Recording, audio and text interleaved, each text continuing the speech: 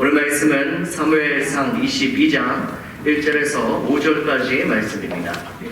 사무엘상 22장 1절에서 5절까지 말씀을 함께 여러분 스크린 보시면서도 여러분 같이 읽었으면 좋겠습니다. 사무엘상 22장 1절부터 제가 가지고 있는 성경으로 구약 성경 445페이지쯤에 있습니다.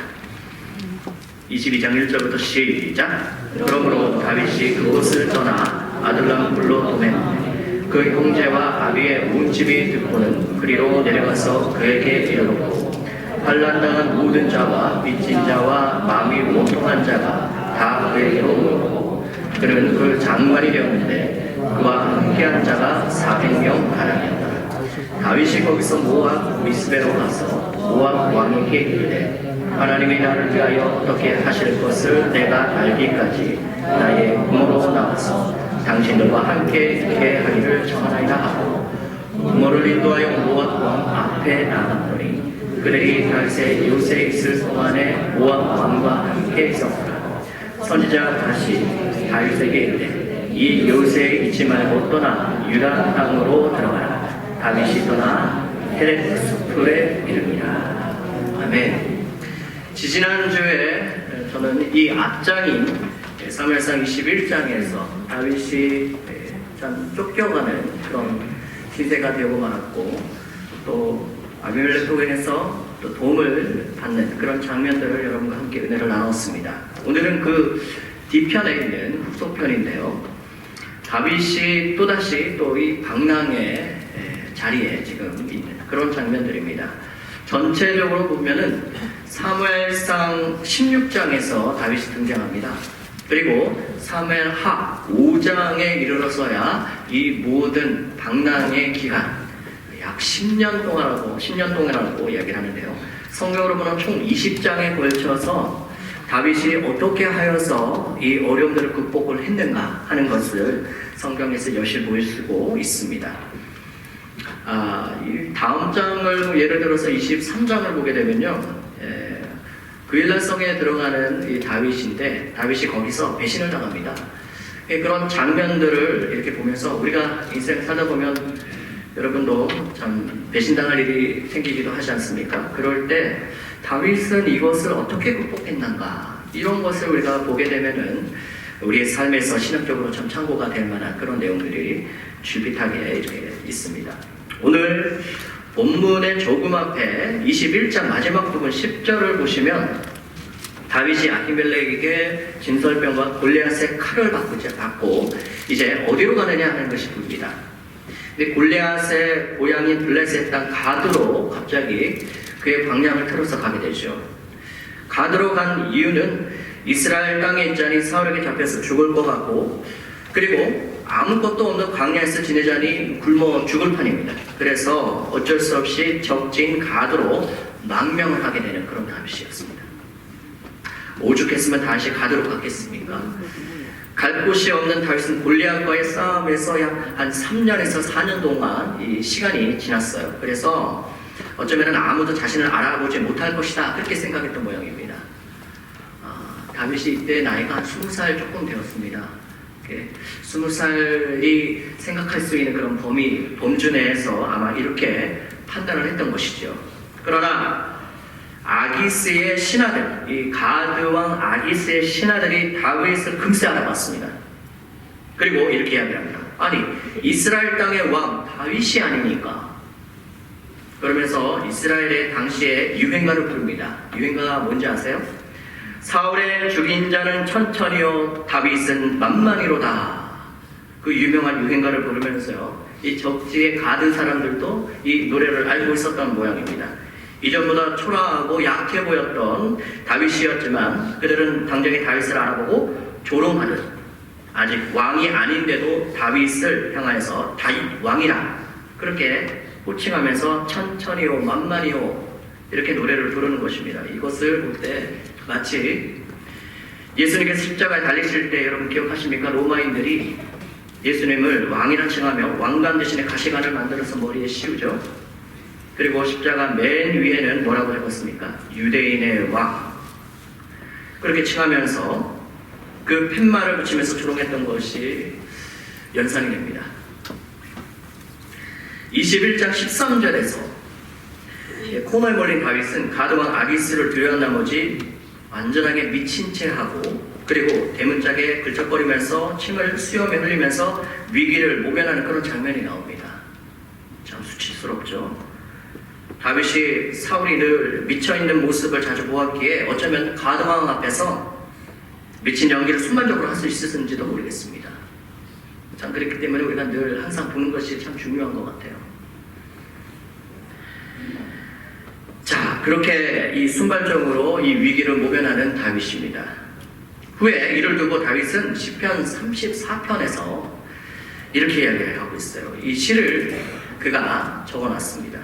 8절을 보시면 너희는 여호와의 선하심을 맛보아할지어다.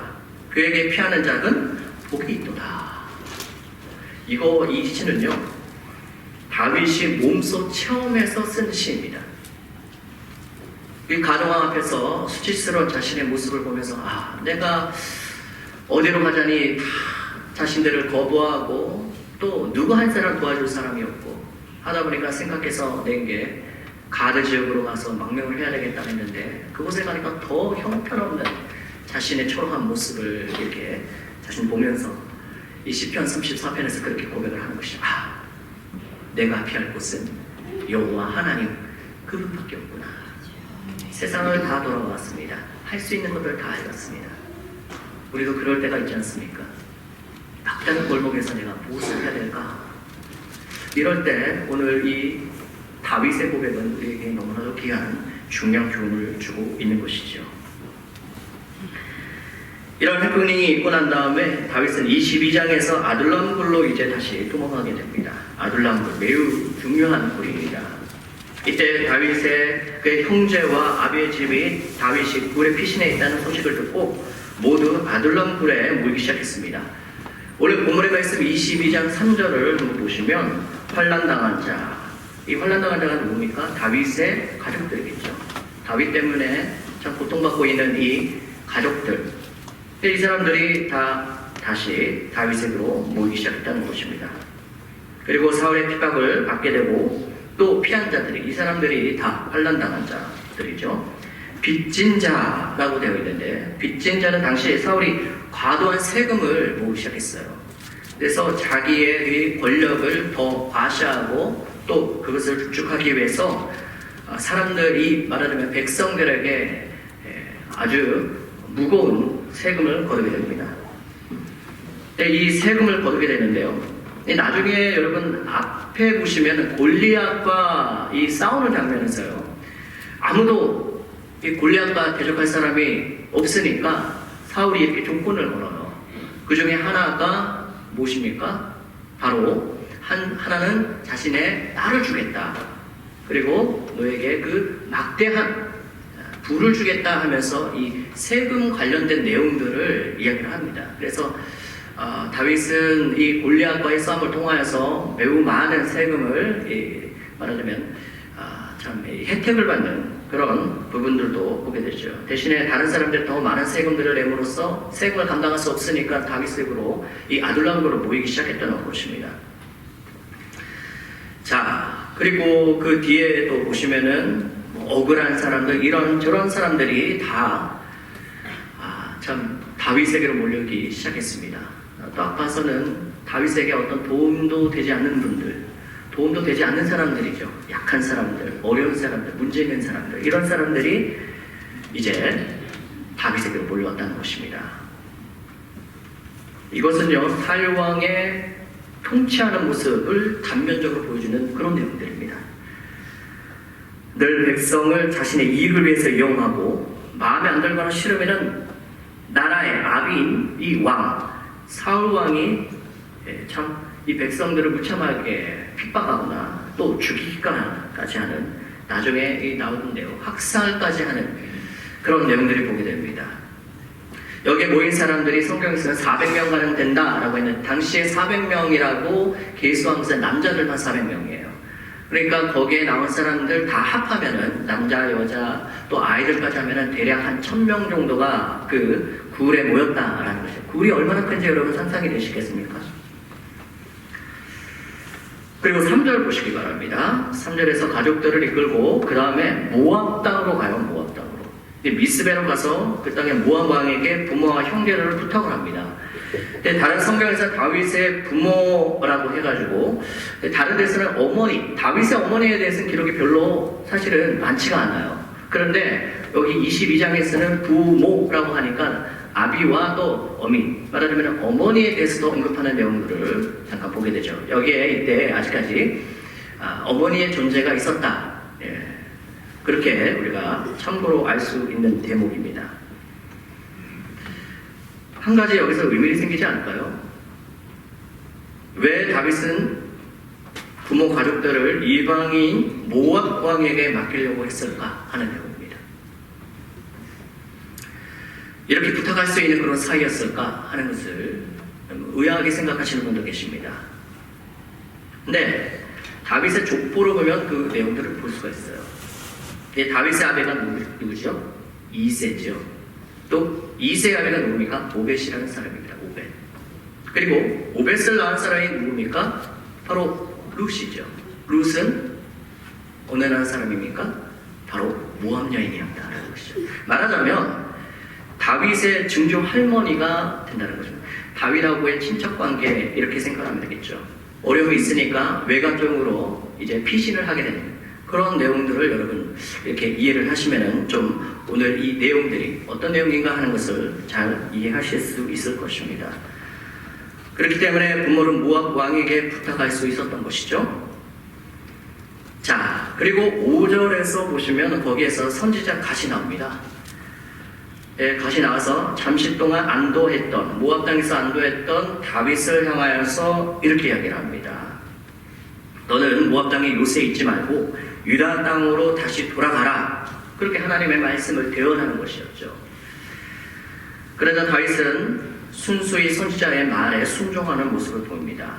사랑하는 여러분, 우리 인생에서도 이처럼 환난 중에 하나님의 사람을 보내주실 때가 반드시 있다는 겁니다. 하나님의 사람을 예비하시고 또 하나님의 사람을 통해서 우리가 가야 할 길을 다시 제시해 주십니다.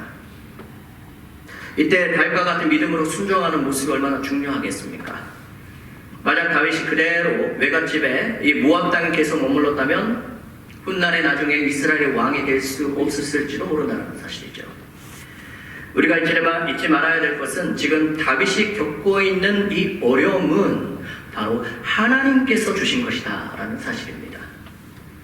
이 고난은 하나님의 목적과 계획이 같이 함께 동반되고 있어서 우리가 어떤 환경에 있든지 하나님 계획 가운데 우리의 삶이 인도되어지고 있다는 이 사실을 우리는 절대로 잊어서는 안 될 것입니다. 모든 것은 다 의미가 있는 것이고요. 그 주님의 인도가 또 하나님의 그 의도하심이 성경에서의 다윗뿐만 아니라 우리 인생에서도 분명히 있다는 것입니다. 자, 이제 한편 사울이 본문 6절 오늘 여러분 조금 더 뒤에 보시면은 그 손에 단창을 갖고 있습니다. 항상 이 사울은 이 단창을 손에 쥐고 있었어요. 그리고 그 여전히 그 단창을 들고 에셀나무 아래에 앉아서 모든 신하들에게 의기양양하게 이렇게 이야기를 합니다. 7절 한번 보시기 바랍니다. 베냐민 사람들아 이새의 아들이 너에게 각기 밭과 포도원을 주면 너희로 천부장 백부장으로 삼겠느냐? 그렇게 이야기를 하죠. 여기서 사울이 자신의 족속, 사울은 바로 베냐민 사람이에요. 그래서 자신의 사람들로 이렇게 완전하게 만들어 놓고는 그렇게 이야기를 하는 것이죠. 바로 유다 사람, 바로 이 다윗을 앞으로 왕으로 그리고 너희들의 리더로 옮겨놓으면 너희들한테 이런 백부장, 천부장, 포도원과 좋은 것을 너희들한테 나눠줄 것 같냐? 그렇게 설득을 하는 것입니다. 인간들 마음으로 그렇게 자기 자신의 이 입지를 설명을 열심히 하고 있는 것이죠. 자, 그리고 사람들 앞에서 다윗의 이름을 직접 거론하지 않고 이새의 아들로 부르며 격을 낮추어서 부르는 것을 보게 됩니다. 조금 이따가 나오는 에돔 사람, 이 도액이라는 사람이 9절에서 나오는데 이 사람도 다윗의 이름을 부르지 않습니다. 이새의 아들 이렇게 이야기를 합니다. 이새의 아들. 굉장히 격을 낮춰서 이야기를 하는 그럴 때 부르는 그런 내용들이죠. 자, 이런 것이 사울과 도액의 공통된 부분들입니다. 다윗을 아주 하찮게 사람들 앞에서 일부러 그렇게 부르고 있는 그런 상황입니다. 그런데요, 사울의 상태가 매우 위험한 징조로 보이고 있다는 것이 8절에서 나옵니다. 여러분 성경 8절 보시면 제가 한번 읽어볼게요. 8절, 너희가 다 공모하여 나를 대적하며 내 아들이 이세 아들과 맹약할세되 내게 구하는 고발하는 자가 하나도 없고 나를 위하여 슬퍼하거나 내 아들이 내 신하를 선동한 오늘이라도 매복하였다가 나를 치려하는 것을 내게 고발하는 자가 하나도 없다. 심각한 문제입니다. 사울은 이제 아들도 믿지 못하는 그런 상황에 빠지고 말았습니다. 모두 자신을 배신하고 죽이려 한다. 그렇게 피해망상을 보고 있는 것이죠. 어떤 사람도 이제 믿지 못한다는 겁니다. 주목을 할 것은 지금 사울이 여러분 어디에 앉아 있다고요? 바로 에셀 나무 아래에 있다. 그렇게 성경이 아주 정확하게 표현하는 것을 우리가 볼 수 있는데 여기에는 큰 의미가 있습니다. 사실은 사무엘상 31장에서 거기에 가면은 사울이 전쟁에서 죽임을 당합니다. 그리고 그 뼈를 가져다가 장사한 곳이 바로 13절에 나오는 오늘 본문 여기에 나오는 에셀나무 아래에 묻게 되는 것입니다. 이게 무슨 의미를 뜻하시는지 아시겠습니까? 다시 말해서 지금 사울은 손에 단창을 들고 부하들 앞에서 왕의 권력으로 의기양양하게 지금 살아있지만 그렇게 살아있는 것처럼 보이지만 사실은 살아있으나 죽은 자로다 하는 말씀과 같이 그는 이미 죽음으로 내딛고 있었다라는 것을 의미를 하는 것이죠. 그는 피해의식과 악령의 역사로 보이지 않는 마치 창살 감옥에 있는 것처럼 그렇게 같이 죽음을 향해서 한 걸음 한 걸음 나아가고 있다. 여러분, 우리가 보기에는 살아있는 것처럼 보이지만 죽은 인생이 우리 주변에 얼마나 많은지 모릅니다. 사실 감옥에 있는 듯한 인생은 누굽니까? 바로 다윗이잖아요. 그런데 사실은 창살 없는 감옥에 있는 자는 곧 사울이 이 창살 없는 감옥에 지금 갇혀져 있다는 것이죠. 사랑하는 성도 여러분, 이 피해의식이라는 것이 얼마나 무서운 것입니까? 온갖 피해의식에서 우리가 벗어나게 되어야 되는데 우리가 보고 있는 원수의 권력이 지금은 거대하고 힘이 있어 보이지만 영적으로 우리가 눈을 뜨고 보면 사실 곧 사라지는 명예와 권세라는 사실을 알고 깨닫게 될 때에 우리에게 다시 소망이 일어나게 되는 것입니다. 꼭 여러분에게 피해의식이라는 것이 조금이라도 있다면 이것을 오늘 예수 그리스도 이름으로 완전하게 떨쳐주시는 놀라운 은혜가 여러분 가운데 있기를 원합니다. 9절과 10절을 한번 보겠습니다. 오늘 제가 이 설교 내용들이 여러분 쭉 말씀들을 이렇게 풀이하면서 마치 역사 이야기를 여러분한테 들려주고 있는 것 같은데요. 여러분 여기에서 우리가 몇 가지를 우리가 살펴볼 이유는요. 또 나중에 좀 나오지만 하나님께서는 다윗을 통하여서 우리들에게 분명히 지금 현재 이 시간의 말씀이 분명 우리한테 필요하기 때문에 이 말씀을 한다는 그런 내용이죠. 그래서 9절 10절을 한번 보시면요. 그 피해의식이 악령의 역사로 인해서 사울은 에돔 사람 도액을 통해서 나중에 정말 있어서는 안 될 일이 벌어지게 되는 거죠. 정말 놀라운 일이 벌어집니다. 그게 뭐냐면 21장에 있었던 것처럼 높당 말하자면 아히멜렉이 있었던 제사장의 땅입니다. 여기에 다윗이 제사장 아히멜렉을 통해서 진설병과 그리고 골리앗의 칼을 받게 되잖아요. 그런데 이 내용을 이 도액이라는 사람이 에돔 사람 도액이라는 사람이 사울에게 일러 바쳐버려요. 아까 전에 이야기했죠. 누구도 나에게 구할 사람이 없다. 사울이 그렇게 피의식을 갖고 있잖아요. 그때 제가 좀 보고 드릴 게 있는데요 라고 하면서 이 내용을 이야기를 해버리는 거죠. 이 이야기를 듣고 사울이 화가 났습니다. 당장 아히멜렉과 노베 제사장들 다 불러 모아서 추궁을 하는 것이 나옵니다. 13절 네가 어찌하여 이새의 아들과 공모하여 나를 대적하여 그에게 떡과 칼을 주고 그를 위하여 하나님께 물어서 그로 오늘이라도 매복하였다가 나를 치게 하려 하느뇨. 14절 아히멜렉이 이렇게 대답을 합니다. 왕의 신하 중에 달과 같은 충실한 사람이 누구입니까? 그는 왕의 사위도 되고 왕의 모신도 되고 왕실에서 존귀한 자가 아니니까. 여기서 보십시오. 아히멜렉은 다윗을 다윗이라고 부르고 있죠. 그러나 사울과 도액 같은 사람들은 전부 다 다윗을 이새의 아들 이렇게 좀 격을 낮춰서 이야기하는 것을 다시 우리 보게 되죠. 15절, 16절, 17절 쭉 한번 제가 아주 중요하기 때문에 조금 여러분과 함께 말씀을 좀 보도록 하겠습니다. 22장 이제 제가 15절을 잠깐 여러분 대신에 읽어드리겠습니다. 내가 그를 위하여 하나님께 물은 것은 오늘이 처음이니까. 이게 무슨 말이냐면요. 전장에 나가기 전에 반드시 다윗은 제사장에 가서 하나님께서 이 전쟁을 저에게 붙여주신 것입니까? 제가 올라가리까 말이까 하고 항상 제사장에 물으는 그런 말하면 전쟁 전에는 반드시 다윗이 이렇게 기도하면서 제사장 앞에 나왔던 것이죠. 이게 한두 번입니까? 다윗이 저에게 와가지고 하나님의 이 뜻을 묻는 것이 오늘이 처음입니까? 하고 이렇게 반문을 하는 거예요. 그리고 이렇게 이야기를 합니다. 결단코 아니니이다. 원컨대 왕은 종과 종의 아비의 온 집에 아무것도 돌리지 마옵소서. 왕의 종은 이 모든 일에 대성안에 아는 것이 없나이다. 아무것도 모르는 것이 사실입니다. 아히멜렉이 뭘 알겠습니까? 그래도 16절 왕이 가로되 아비멜렉아 내가 반드시 죽을 것이요 내 아비의 온 집도 그러하리라 하고 17절에서 왕이 좌우의 시위자들이 이르되 돌이켜 여호와의 제사장을 죽이라 그렇게 명령을 합니다. 그런데 그들도 다 다윗과 협력하였고 또 그들이 다윗에 도망간 것을 알고도 내게 고발치 아니하였습니다. 이 제목을 가지고서 그들을 치라고 이야기를 합니다.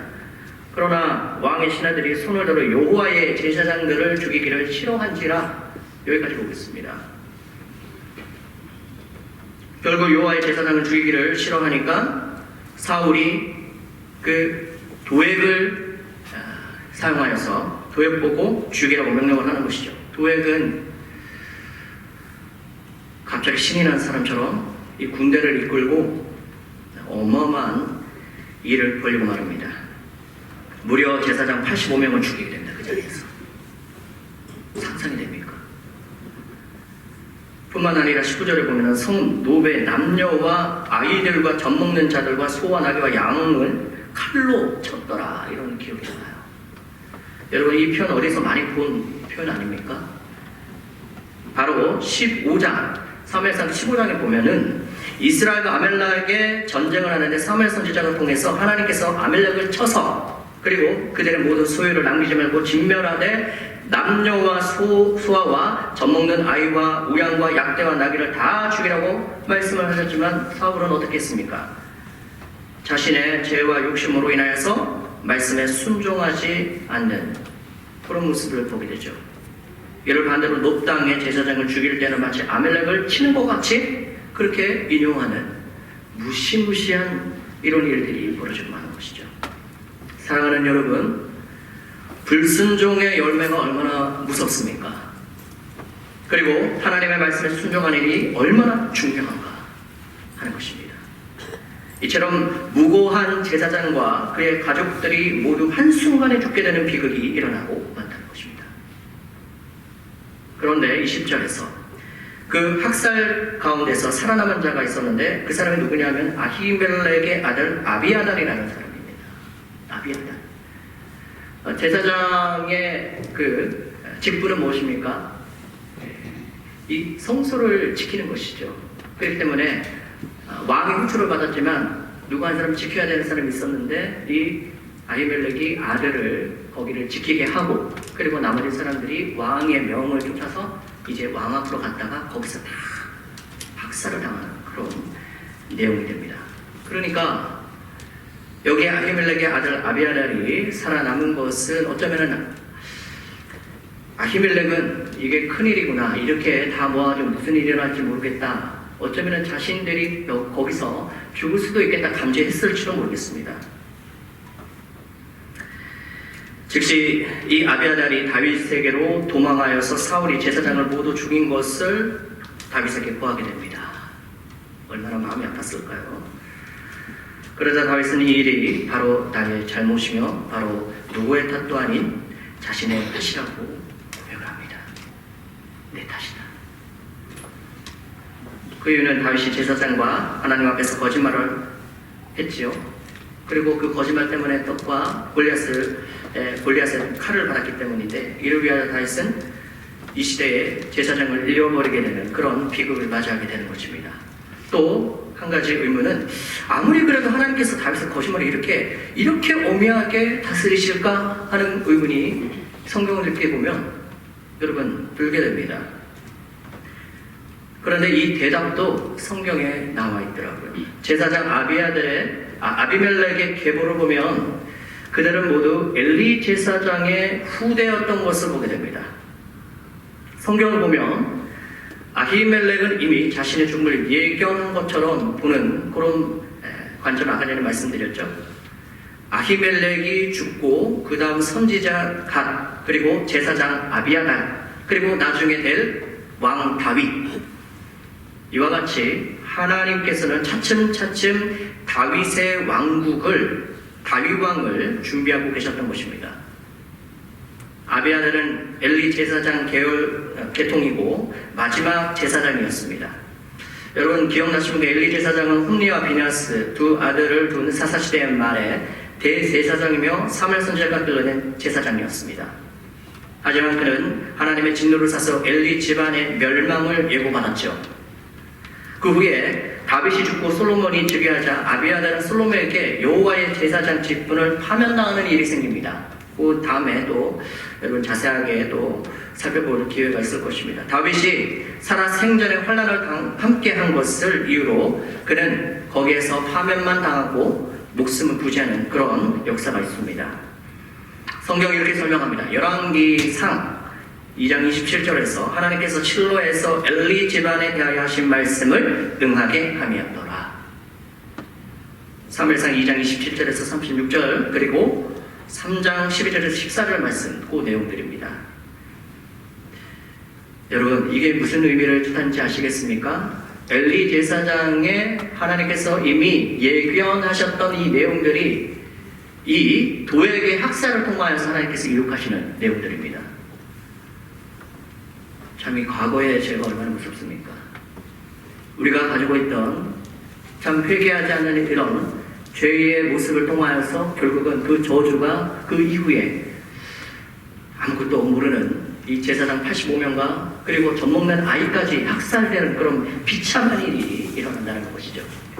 우리 가운데 하나님께서 회개하는 마음, 하나님께서 회개하는 영을 주신다면 우리는 그 자리에서 오늘 이 엘리의 교훈을 받아서 회개의 자리로 나아가는 그런 은혜의 시간들이 여러분 가운데 있기를 간절히 소망합니다.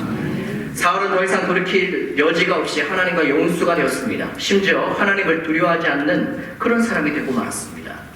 이처럼 자격이 없는 자가 권세를 가지게 되면 누구도 말릴 수 없는 그런 괴물이 된다라는 것이죠.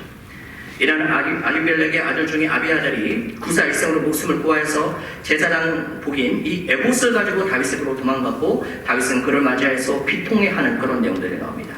그날 나도 도액을 받고 그 아비멜렉과 같이 이야기했던 내용 중에 도액이 그것을 옆에서 이렇게 보고 있었죠. 그리고 사울에게 일러 바칠 것을 나도 알고 있었다, 그렇게 이야기를 하죠. 혹시나 했지만 예상하지 못한 일이 아니라면서 아비아달에게 이런 일을 겪게 해서 참 미안하다 하면서 이렇게 약속을 합니다. 내가 목숨을 걸어서 너를 지켜주겠다. 앞으로 평생 동안 내가 너를 식구로 대할 것을 약속한다, 이야기합니다. 여러분 식구라는 이 한자 아세요? 식구라는 한자는 먹을 식에다가 입구자입니다. 말하자면 식사를 같이 함께 하는, 식탁을 둘러서 함께 먹는, 이것이 사실은 매우 중요한 영적인 행위인 것을 오늘 우리가 다시 한번 확인했으면 좋겠습니다. 이렇게 한 식구가 되면 어떤 일이 있어도 어느 누구라도 지켜 보호해줘야 할 의무가 생긴다는 거예요. 의무가. 그러므로 식구끼리 같이 함께 식사를 하는 식사의 교제가 매우 중요한 일이다라는 것을 저는 강조하고 싶습니다. 특히 식사 전에 주님의 이름으로 함께 기도하는 습관, 이 습관 또한 여러분 잊지 마시기 바랍니다. 가급적이면 일주일에 한 번 정도는 모든 식구들이 한 식탁에서 같이 모여서 한 자리에서 하나님의 이름으로 기도하며 음식을 나누는 것을 여러분에게 권합니다. 그리고 그렇게 노력하시기 바랍니다. 이것이 가정을 믿음 위에 서게 하며 우리의 대적으로부터 지켜주시는 하나님을 체험하는 첫 번째, 우리가 할 수 있는 첫 번째 일이라는 것이죠. 오늘 주일인데 식사를 하시다 혼자 식사하도록 그렇게 자녀들도 나 혼자 식사 먹을까, 밥 먹을까, 밖에서 나가서 먹을까, 여러분 꼭 약속을 하셔서 모든 식구들이 딱 한 자리에 모이는 이 은혜로 영적인 하나님 앞에 우리가 축복되는 이 시간들을 여러분 꼭 오늘 이 주일날 저녁에 누리시는 여러분 되시기를 간절히 소망합니다. 자, 이처럼 성경을 보면 아히멜렉은 이미 자신의 죽음을 예견하였고 또 이로 인하여서 이제 선지자와 제사장과 왕의 그 자리들이 점점 옮겨가는 것을 우리가 보게 됩니다. 오늘 이 일로 통하여서 하나님께서 우리에게 무엇을 말씀하고 계시는가? 이제 말씀을 맺도록 하겠습니다. 오늘 우리는 다윗을 이스라엘의 왕으로 세우기까지 약 10년 동안입니다. 10년 동안 다윗의 방랑을 통해서 말씀을 이루어 가신 하나님을 우리가 보게 됩니다. 좀처럼 보이지 않는 미래와 현실 속에서 우리는 다시 하나님을 찾고 기도하며 다시 우리를 인도하시는 하나님을 기다리는 믿음을 지니도록 그렇게 기도를 해야 된다는 것이죠. 주님은 우리와 약속하실 때 하나님 자신의 이름을 걸고 맹세해 주십니다. 이것은 우리와 협의하여서 이루어진 약속이 아니라는 것입니다. 하나님께서는 여기서 하나님의 이름을 걸고 우리들에게 맹세해 주십니다. 반드시 이루겠다. 아브라함에게도 그렇게 이야기하셨습니다. 그리고 다윗에게도 그렇게 하나님께서는 맹약을 해주신다. 우리는 맹약하지 말라 하시지만 그러나 주님은 우리를 주님의 이름을 당신의 이름을 걸고 우리들에게 약속을 해주시는 거예요. 반드시 이루겠다. 주님의 의지가 담겨있는 의미입니다.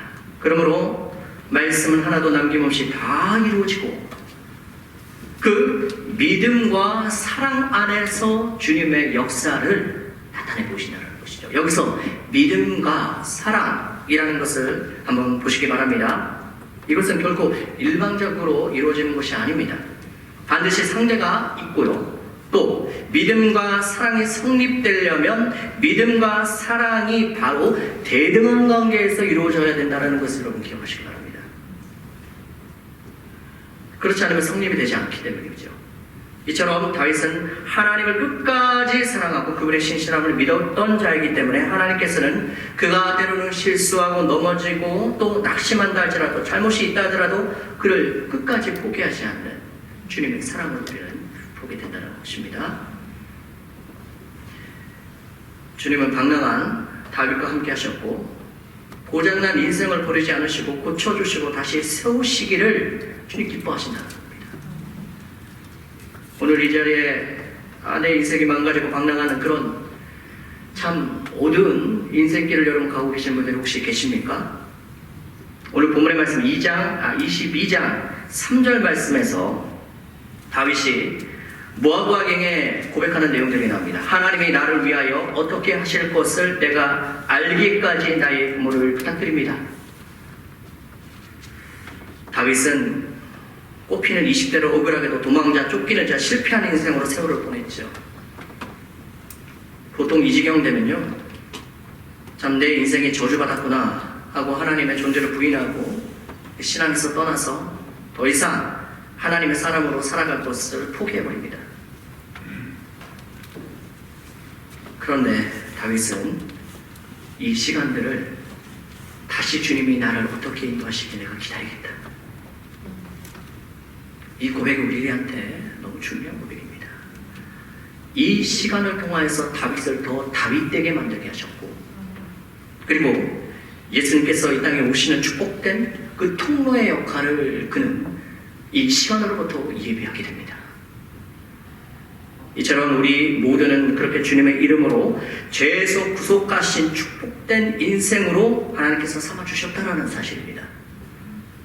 다시 오실 주님의 그날을 위해서 우리의 왕이신 예수께서 다스리시는 나라를 이룩하시는 그 이룩함에 우리 모두의 인생이 함께 있다는 사실입니다. 그러므로 믿음 안에서 여러분 꼭 거하시기 바랍니다. 주께서 우리를 어떻게 하실 것인지 알기까지 우리 끝까지 인내하셔야 됩니다. 코로나를 통해서 우리가 여러 가지 많은 어려움들을 겪었죠. 상상하지 못한 그런 일들이 요즘 일어나고 있죠. 그런데 여기에서 우리가 꼭 기억할 것은 주님이 나를 앞으로 어떻게 인도하실지 내가 알기까지 우리는 오늘 이 말씀을 붙잡고 기도를 해야 될 줄 믿습니다. 그런데 우리가 인내하는 힘도 주님이 주십니다. 기도하는 그 무릎도 우리들에게 주십니다. 대략 한 1000명 정도 이 다윗에게 모였던 사람들을 보시기 바랍니다. 자기 자신도 입에 풀칠하기가 어려운데 이 1000명이나 되는 사람, 하나님, 제가 무슨 수로 이 사람들을 모입니까? 무슨 수로 이 사람들을 케어합니까? 우리가 잘 알고 있는 오병이어의 기적들을 여러분 기억하시기 바랍니다. 주님은 그들이 함께 그렇게 모여서 5000명이나 되는 사람들, 그 사람들이 모여서 주님이 바라보시면서 그들을 민망히 여기셨다 하는 제목이 나옵니다. 민망하다라는 제목은 성경을 본문에 보면은 이 창자가 끊어질 것 같은 이 아픔을 동반하는 것을 의미합니다. 우리가 힘들고 어렵고 참 기가 막히는 그 순간에는 어떻습니까? 배가 달라붙는 그런 고통이 있지 않습니까? 이와 같은 마음으로 다윗도 그리고 예수님도 주님이 하실 것을 끝까지 인내하며 기다렸던 우리들에게는 이러한 아픔이 동반될 수 있습니다. 왜냐? 주님이 가시는 그 길이 가시밭길이기 때문에 주님을 따라가는 우리의 발바닥에도 주님의 발바닥에 찔렸던 그 가시가 우리에게도 찔릴 수 있다는 사실입니다. 그것이 우리에게는 때로는 견딜 수 없는 고통이지만 그러나 분명히 우리가 주님의 길을 내가 함께 동행하고 있고 따라가고 있구나 안심하시기 바랍니다. 그 아픔도 곧 사라지고 이제 영광의 하나님 그분이 오시는 그 영광에 우리 모두가 다윗이 왕이 되는 것처럼 우리도 주님의 이 다스리시는 이 나라에 한 사람 한 사람을 그렇게 왕과 같이 사용하시고 선지자와 같이 사용하시는 그런 놀라운 축복이 앞으로 예비되었음을 여러분 꼭 기억하시는 우리 모두가 되기를 주님의 이름으로 축원합니다. 기도하겠습니다. 아버지 하나님 감사합니다. 오늘 이 말씀을 통하여서 저희들에게 주시는 위로의 말씀, 그 시대의 제사장을 다 잃어버리는 비극을 맞이했지만 그리고 자신과 자신의 가족들과 모든 사람들이